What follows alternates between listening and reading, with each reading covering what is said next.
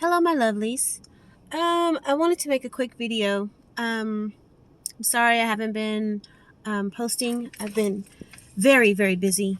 But I am not in my residence, so I'm in a different location. So I'm not able to conduct my business like normal.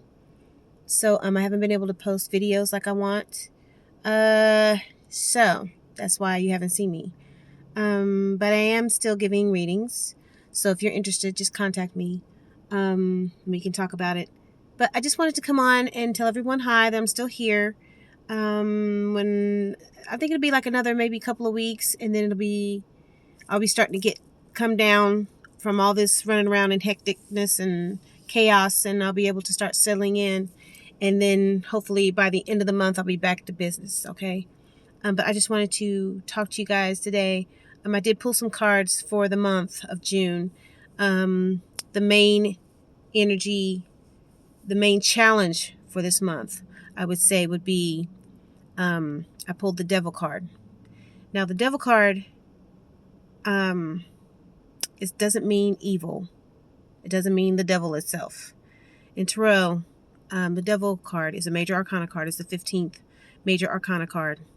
And it basically talks about feeling trapped, entrapment, feeling enslaved, feeling stuck, feeling stagnant, feeling like you don't have a choice in the matter, feel like you can't get out of certain situations when you actually can. So I just want to say that anyone that feels like they're in a situation to where they can't escape, they feel like they can't escape, they can't get out of it without hurting someone's feelings or without making a mess of things or something like that. If you feel like you have to make a choice, but if you make the choice, someone's going to get hurt or things are not going to go very well, you need to really look within yourself, figure out what is your truth. You need to live your truth, because when you live your truth, you walk your path of truth. You tell the truth about everything. You keep everybody aware of what the truth is, and you don't lie, you don't deceive, you're not bending the truth, then it's easier to deal with the consequences. I'm not saying that every situation is easy. No, that's not what I'm saying. I'm just saying that it's easier to go ahead and tell the truth about things and be honest about what's really going on, how you really feel, what you really think, because then you will find it easier to move on to whatever and learn the lesson. Whatever lesson it is that it was meant for you to learn for that particular situation, you will learn it. And it will help you move on to the next thing, whatever thing that is.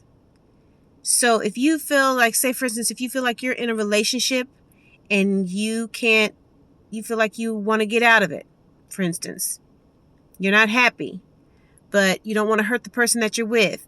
They have some good qualities, but overall the relationship is faltering. It's not going very well for you and you're not happy. You may want to re-examine things and say, okay, do I want to keep talking this person up and saying everything's okay? Keep making on like everything's all right, like nothing's wrong, everything's peachy keen. Because what that is it's actually being deceitful. You're actually deceiving the person that you're with and making them think everything's okay, that you're happy with them when you're actually not. That could go also for a job.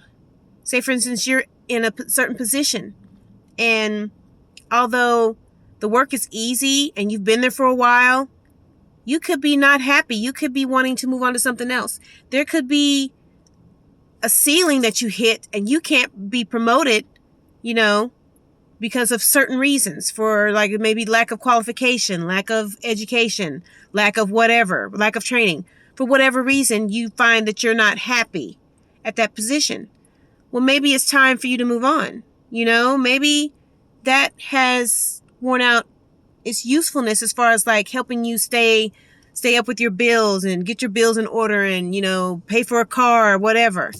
Maybe it's time for you to move on to something else. Maybe it's time for you to find a similar position, but at a company that will allow you to grow. Or maybe that is a signal that you should take up this hobby that you've been doing and turn it into something that you can make money with. Turn it into a business. It could mean that. So the devil energy, the devil card is not saying that the devil's coming and you're evil and evil things are going to happen to you. No, that's not what the card means. It means that some kind of energy is going on with someone. And this happens to everyone. Everyone experiences the devil card. Everyone experiences the devil energy. So it means that someone is going through something right now and they feel like they're stuck, and when they're really not.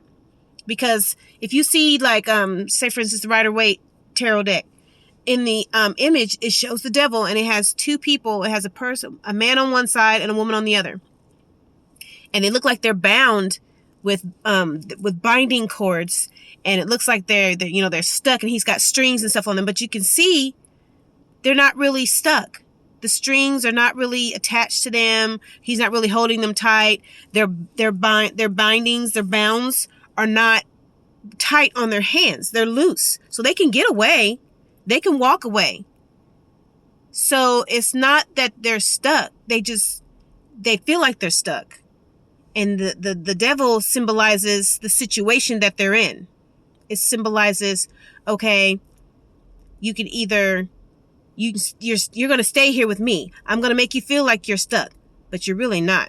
I'm going to put these bounds on you, put these ropes on your hands, and I'm going to tie you to something, but it's loose and your bounds are not tight. So it's a trick. It's like I